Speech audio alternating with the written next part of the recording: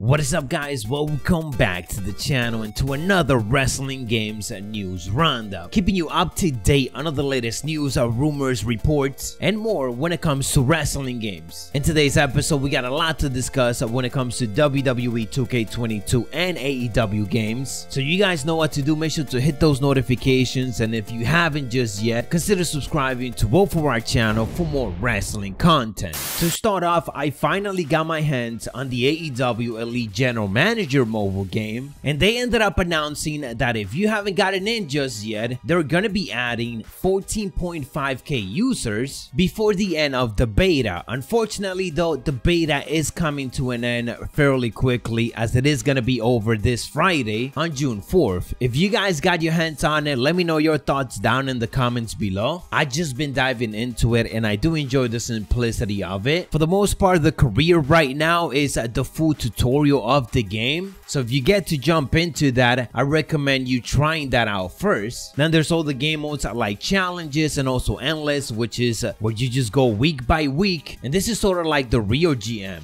where you keep adding superstars to your roster and continue to build it off and have shows weekly with that roster and the amount of money that you continue to accumulate. The social, casual, multiplayer, and ranked is locked for the meantime. Unfortunately, the couple of times that I tried casual, I ended up crashing, but it is a beta, so it is expected. But so far, based on what I'm seeing, I do enjoy the competitive aspect of it, and once the game is fully out, we will definitely be covering it more. Again though, let me know your thoughts down in the comments below. Onto some other quick news for Retromania. They ended up announcing that this following week they are going to be announcing the actual release date of the upcoming DLC, which features Chris Bay, Mr. Huge, and James Storm. And last but not least, we are talking some WWE 2K22, which is setting out to have one of the smallest roster for any WWE 2K game, probably since WWE 2K15, because